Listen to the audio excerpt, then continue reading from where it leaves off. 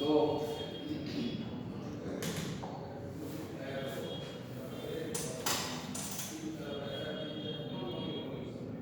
the subject name is reliability of power systems. Okay.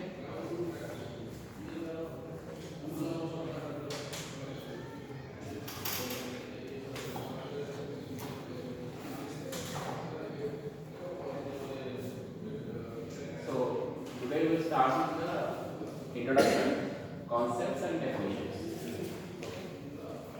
Reliability engineering is mostly part of mechanical engineering. Okay. Here we are applying reliability concept to power systems, but it's very different.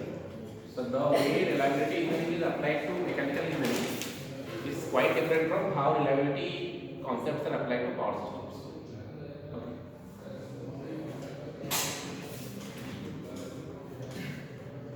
So what is the objective? Now reliability, the book that we are going to follow was written long back in the 1990s. Okay. So how these are relevant? So why it is relevant? This topic. Okay. So here the objective is to enable the student to reach a level of self-confidence which will permit them to assimilate, understand and appreciate more detailed materials and applications and additional resources available in the journals and publications. So if you do not understand this subject, you cannot understand any paper which is related to level. Okay. So suppose in the second year you want to work in some paper and some reliable term is there in that paper. So you won't understand it unless you understand this subject. So it is a required subject for power system. Okay. OCRPS was mostly like a seminar. Okay. So we discussed something beyond something theoretical, financial, we discussed. But this is a core subject of power systems. So if you don't understand it, then you have to completely forget about reliability. You cannot work on reliability. If you want to work on reliability, this is the only time you will learn it because it is difficult. Okay, so we will proceed with various computation algorithms which are implemented in Excel. I have developed Excel software which I will show you how to use it. So using that, you can have a basic knowledge of reliability and how it is applied to power systems. Okay. So what are the basic course outcomes? So the outcomes are, the first thing is you should be able to determine the reliability of generating capacity. Okay.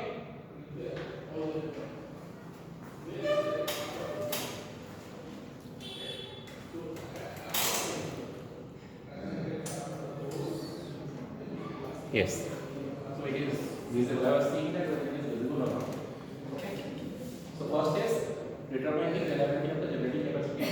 This is widely used in most of the generating plants. If you happen to get a job in OPC, NTPC, so there you will use this method. It's a normal one. Now they use it also. So you have got the reliability of generating capacity. Next, another approach known as the frequency and duration approach of determining the reliability of the generating capacity. That is mostly the model 2 part. Third one is reliability of operating results and composite systems. So this we will just have only 4 classes we will devote. Okay. The first CO we will devote around 9 classes in this one. So first 2 weeks, first 3 weeks, we will devote to this. Once you know this, everything is built upon this. Okay. If you do not understand how this is computed, you cannot understand the then after midterm we will discuss how to evaluate reliability of simple distribution systems, radial as well as mesh networks, and finally we will see how to determine the availability. Availability is another concept which is linked to reliability. Now we will have today, apart from the course outcomes, we will have the basic background of what is reliability. So you have not read, anyone of you who has read reliability will take. Reliability engineering is generally mechanical students read, okay, because they are bothered about the reliability of the components, which is very important. But here we are applying only certain parts of the reliability engineering. Okay. So here, rest of the class we will discuss about what is basically reliability. Since you do not have any background on reliability, so we will have a cursory glance on what is reliability. Okay. What is reliability? Your definition. Who can tell? Anyone? Your definition. a person, a thing, a component, how you say it is reliable? If a person or thing can be used by someone or some, if you expect someone or something to act in a particular way and they act in a particular way, then they are reliable. Suppose you are you have a auto driver whom you depend on going to the station. Now suppose you tell the auto driver that you come at 9 and he doesn't show up. That means you now know that he is not reliable. You are not going to call him next time. Okay. Nowadays, for example, in our whole system, flights are not reliable. Okay, if you have booked a ticket in a flight, not necessarily the flights will be going from the airport. You might be in the airport, the flight will be cancelled. That is happening nowadays. So trains are the best bet, or road by road. Okay, trains may be delayed, but they will be there. You will reach at your destination. Okay. So that is reliable. So the development of reliability evaluation technique was initially applied in the aerospace industry and military applications. Okay, followed by application in the nuclear industry. So the primary application was in aerospace industry because it was very important. Okay, why? Because in aerospace it is a mission critical system, so it cannot fail. It should not fail. Electric power can fail; it can be restored. But a plane which is flying, if it fails, you cannot say that let it fail, we will restore it. It's not possible. Okay, so it cannot fail. That is mission critical system. Okay, so then military applications. Military applications are should be completely reliable. Okay, because they have used for a specific purpose. So nuclear industry. So in nuclear industry, you have certain things like liability clause. So anyone who has developed the reactor must pay for the damage that can incur from the reactor. Okay. So they should be very reliable. These three types of systems. But power system is a different thing. A protection system, we say it is reliable, but suppose it fails to operate. At most, some equipment will get damaged, you have to replace it. But these are the systems where human beings will be affected directly. So these are mission critical systems. Okay. Then the current applications further cover the areas of electricity supply, which we will see now. Process plants, okay, which can suffer large scale loss and idling if the system fails. So in our case, it will be power loss. Maybe many people will be affected, but it's not that critical compared to other industries. Okay. And process plants will remain idle. It will be a loss. Okay. Monetary loss for the industry if the process plant is not working. Okay. Okay. Next. Next is what do you mean by risk? What is risk? How much risk you take in your life to achieve something? You have to take certain risk. So that is known as the we say risk exposure. Okay. And some people are risk averse. They don't take any kind of risks. But in that case, the benefit will be less also. Okay. The less the risk that you take, the less will be the benefits. So, for example, by joining the M.Tech, you have taken certain kind of risk. Okay, compared to getting some job or not. But it's a low value of risk. Okay. So we have to distinguish between what is hazard and what is risk. Okay, so before that you write down just name of the industries: aerospace industry, military application, nuclear industry, electricity supply, and process plant. These are the 5 major applications of reliability concepts that you mentioned in your note. Okay, so that is point number 1. Okay, so some application areas of the reliability engineering. Okay, 5. 3 are mission critical, and the 2 are where reliability is applied. Okay, next is point number 2, what is the difference between hazard and risk? Risk perceived by the general public is often weighed by emotion. Okay, society has great difficulty in distinguishing between what is the hazard and what is the risk. So you must be very careful. So write down the second point, this one. What is hazard? Hazard in terms of severity, but does not take into account the likelihood. Okay. Okay. Hazard means if some say storm is there, some natural disaster is there, so these are hazards. Okay. Generally, we don't bother about how frequently it is going to happen. Okay, it's a big one. Risk means not only for hazardous events, but the likelihood. So when you say risk, when you take a risk, you think in your mind, either openly or intuitively, you think that whatever task you are going to do, how much chance that it will be successful. And if it is a failure, what is the next step? You make backup plans. Okay. So when you prepare for both the success and the failure of the event, then the hazard becomes a risk. Okay. Now if you don't, for example, if you ride a two-wheeler without a helmet, it's actually a hazard, because you know that whenever you fall, one is going to die. It's 100%. There is no likelihood or something. Okay, it's a hazard.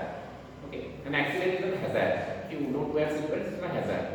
However, if you wear a helmet and still meet with an accident, what is the probability that you will get injured?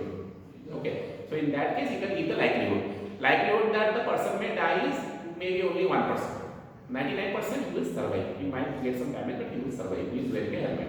So most of the cases it is without helmet. So this is the difference between hazard and risk. In this we have likelihood. Okay, what is the probability of occurrence? Okay, with reliability we have associated the concept of probability. The current trends center on the changing laws related to the product reliability, which supply, designer, manufacturer responsible. Now these three terms are intricately related. Quality of the component, the reliability, and how these are evaluated. The concept is known as operational research. These are all part of mechanical engineering initially. Now we have included quality, reliability later on. We have power quality subject also. Okay. Now, what kind of systems we are concerned about when we say reliability? Okay. So as you have written 5 applications. Out of those 5 applications, the first 3 applications are known as mission-oriented. One is mission-oriented systems, one is continuously operated systems. Military applications, aerospace, these are mission-oriented systems. So once you start, you must plan. Once the aircraft takes off, you must plan. In between, that should be 0% failure chance. Okay. So these are mission-oriented systems. So you have a mission. You start, you end. Okay. So you write out point number 3. This point number 3, right? Point number 1, you wrote applications. Point number 2, hazard and risk. Point number 3, you have mostly broadly 2 kinds of systems. One is known as the mission-oriented system. The other one is known as the continuously operated system. So what is the mission-oriented system? Must continue to function without failure for the duration of the service, just like an aircraft. Okay. Failure of the individual components are permissible provided that the system continues to function. Suppose there are 2 engines in an aeroplane. If one malfunctions, the other engine must be capable of making the plane land safely in the nearby airport. Okay. So component failure is allowed, but provided it results in reaching the end of the mission. Next, the components that fail may remain failed, producing a non-repairable system or may be repaired. Okay, there may be repairing. We have something known as repairable systems, non-repairable systems. Okay, component that cannot be repaired, that must be replaced completely. Okay. Okay. So mission-oriented systems can be divided into system in an operable state where the mission time must be less than the time to failure. So there are 2 kinds of things we will discuss in detail as we proceed. So one is the mission time, the time for which the aircraft is going to operate. And the next one is the time to failure. This is known as the average time to failure. So time to failure must be greater than the mission time. If failure occurs, it should happen after landing. Okay, not before that. There is an ideal phase EI within the mission time PM. For example, a protection system which awaits in an active state until a random fault occurs where it is required to respond. So we can mention only these 3 terms: PM, mission time; TF, time to failure; and EI, the idle time. Idle time is mostly applicable for protection systems. Our protection systems, they are spread over various locations, maybe inside a forest, where the transmission systems are there. So they may remain idle for 20 years.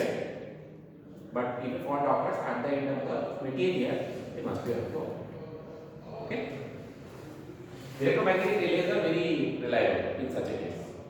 Okay? Not numerical or digital relays. The second kind of system is the last 2. Okay? Electricity supply and process industry. These are continuously operated systems. Okay? So in this case, the second point, in which the number of systems downstairs are tolerable provided do not have a too frequently.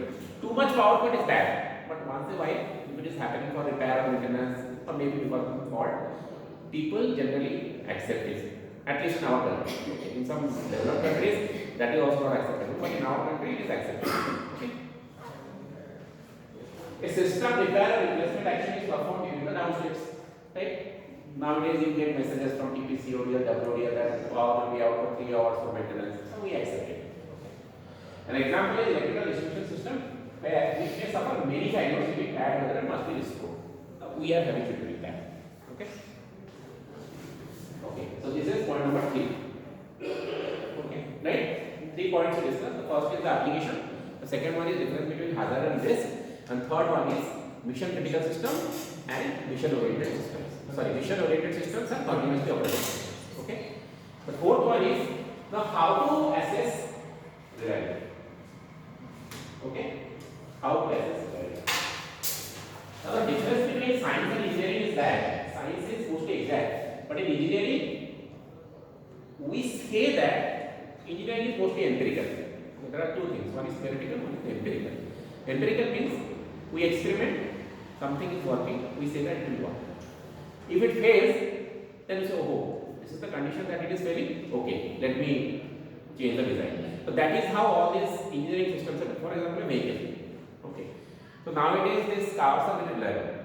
They do not malfunction. Do you think that it was a single design? No. Similarly, electric motors, they don't malfunction. Why? Because hundreds of years of development has taken place. Okay. When the motor was first designed, it must have failed. Okay. Then the engineers should have seen that okay, this is the condition is failing, we will change the design. So likewise, okay, the companies which are producing, they have patented technologies which will never fail. Okay, so we have so many reliable systems. Okay. So that is known as engineering judgment. Okay. In the past, the reliability evaluation has generally been achieved from the subjective and qualitative experience. So point number 4, you write engineering judgment is related to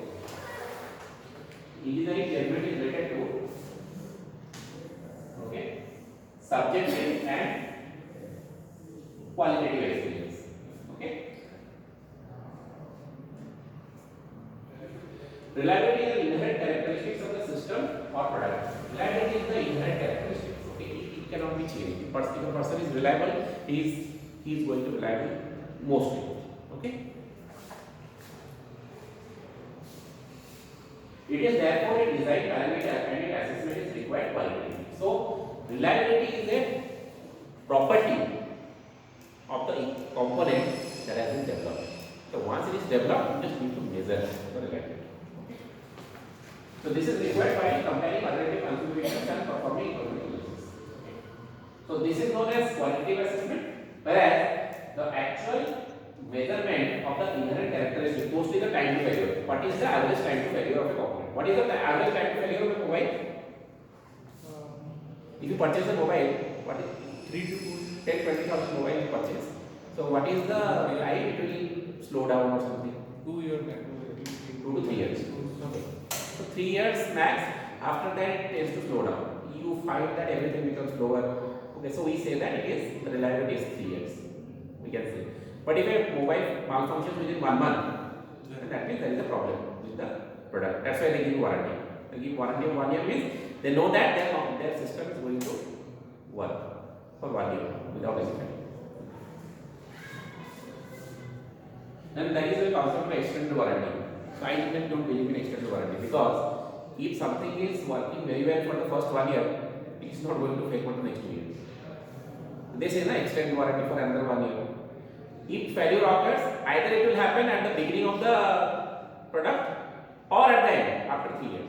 In between it won't happen. So extended warranty is actually waste of money in many cases, right? Because after 1 year it is not going to fail. It will fail after 3 years. Okay. And many cases they won't give you extended warranty beyond 3 years. They know it will fail. Okay. Next. Okay. So two kinds of assessment, qualitative and quantitative. So here we will focus on how to quantify the reliability of a power system. Okay, not mechanical system. Okay, now we come to point number 5. Right? So point number 5 is the definition. So what is reliability? So now write down this definition. So what is reliability?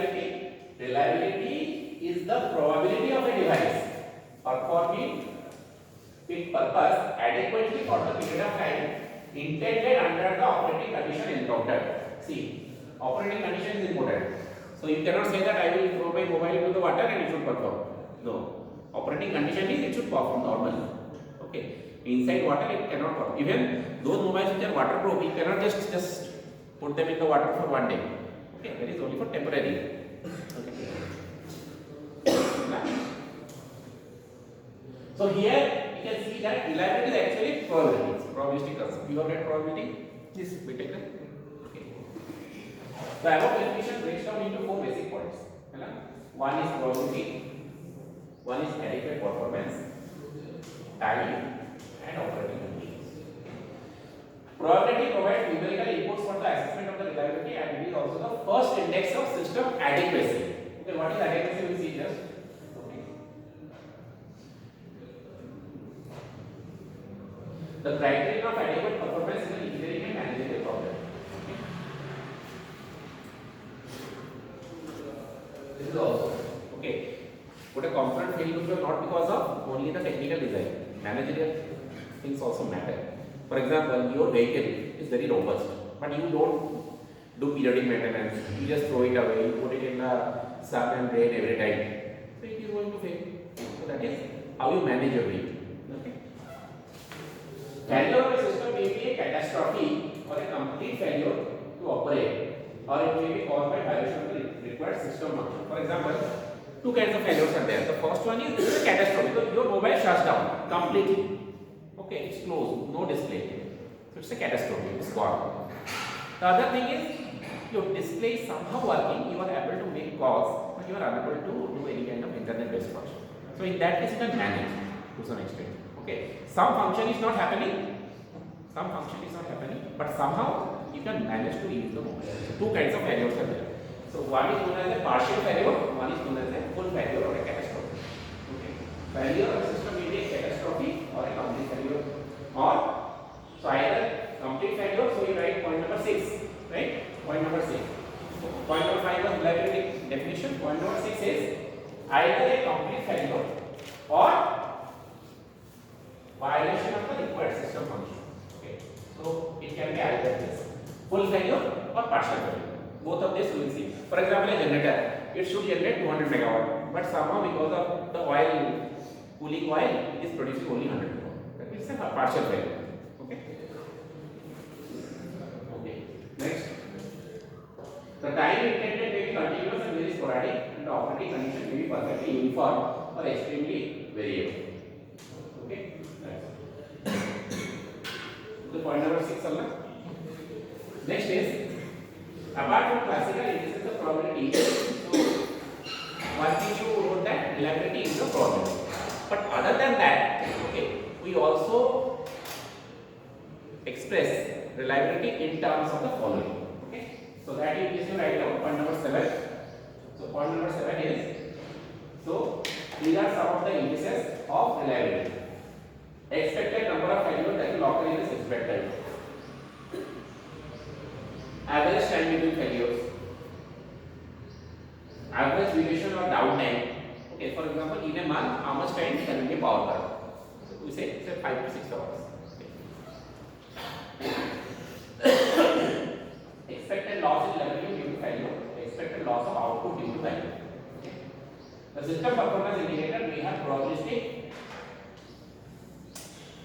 or deterministic value. So you can have a 0-1 thing or you can have some probability value. Okay, so just write down this. So this is another some measures of reliability. So this is the thing that we will see in the second module. We will see frequency and duration approach. Okay. The first module we will be focusing on only probabilistic reliability criteria as per the definition. Okay. So there are some terms. At the start of the second module, we will discuss this thing from a mechanical engineering perspective, so that you have to write down. Okay. Done? Okay.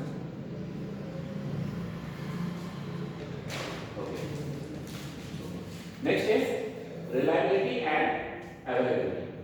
Okay. Point number 8. So what is the difference between reliability and availability?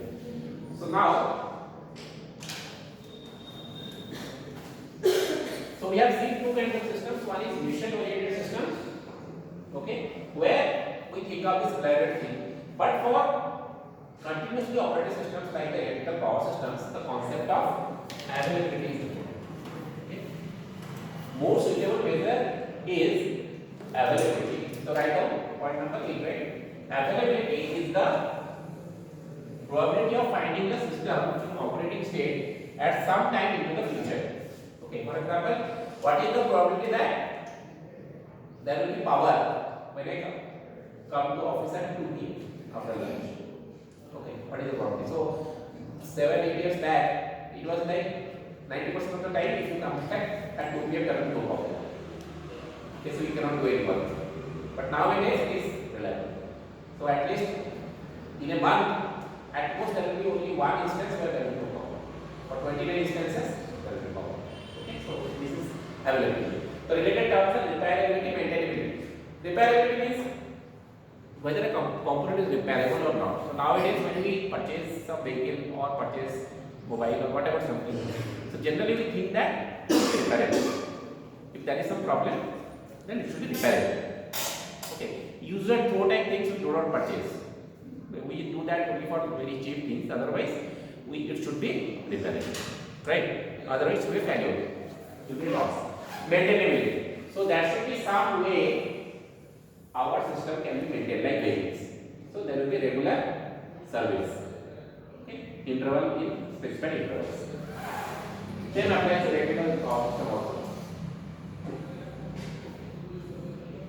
Now, absolute reliability, this you need not write, it is just a concept. Absolute reliability is the actual value of the reliability. It is not very important. We are mostly concerned about the relative reliability. Okay, what is relative reliability? A significant number of design or operating strategy scenarios are compared. Okay. Now, reliability under this standard conditions is very high compared to such conditions. So, acceptable. Okay. Just like they do in vehicle crash testing for evaluating airbags and all those safety arrangements. Okay, they put a particular situation. It's not that every time, whatever be the collision, the person will survive. No, certain conditions they test only. It's a relative reliability. Okay. Point number 9. Okay, so two kinds of methods are used for reliability evaluation. Analytical methods, where we compute using mathematical formula. Okay. The second one is the simulation. So here you will study about analytical methods, but when you do research or you do some PhD work, then you have to use simulation. So my first PhD student, he has completed on vulnerability and resilience of wind integrated systems. Reliability. One paper is on reliability. Okay. So there we use simulation technique because we need lots of data, which is generally not available. So we combine some real-time data and some simulated data. So how to improve the reliability? Point number, the last point you write, methods to improve reliability. So just write that down. Okay. The quality of the system. First is quality should be improved. The quality of the system not only concerns physical materials and components in the system, but also quality of the manufacture, testing, calibration, transport, operation and other human factors. Transport is also important. Any component if not transported properly may be damaged. Okay, so quality. So in point bit 1 quality. In point 10 bit 1 is quality. The next one is very important. The second point is very, very important, not only for component but also for human life. Okay. The second attribute for reliability improvement accepts that components will always fail. There is nothing like something will never fail. No. Okay. Components of human beings they will fail. Okay. Depending on the situation, we might lose our cool. It's not that I am so cool, I will never get stressed. No. Okay. That might be system. So we have to prepare for that. Okay. So the second attribute is reliability improvement accept components will always fail from time to time and there should be sufficient backup. Okay. So how to handle the situation of that components always fail? You should have a redundancy in the system. Redundancy means it is something redundant means what it means. Something redundant means it is not required as such. You have two pens when you go to the exam. Okay. One pen is for writing, the other pen is simply backup. Redundant. Okay. Spare tires. Okay. For many vehicles it is not used at all, but still it is required. Redundancy. A redundancy in power plants also. You have a spare generator. Only one. Why not four wheels? Because it is extremely unlikely that all the four wheels of a car will fail. Okay, at most one wheel will fail. Okay.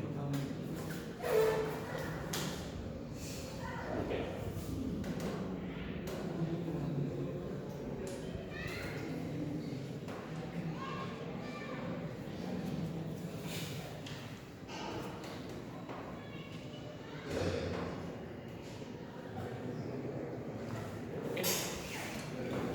So, quality, redundancy.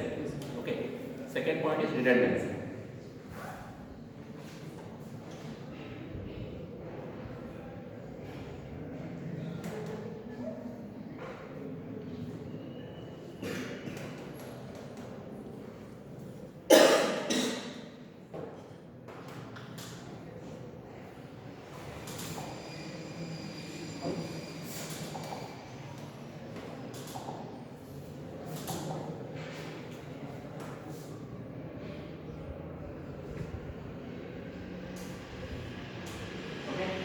The third one is diversity.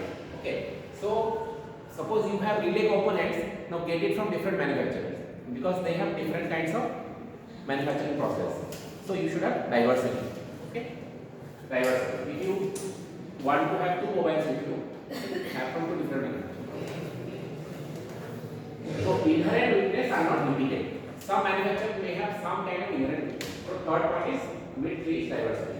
Bit 4 is spares and preventive maintenance. So you should continue preventive maintenance, just like bike service.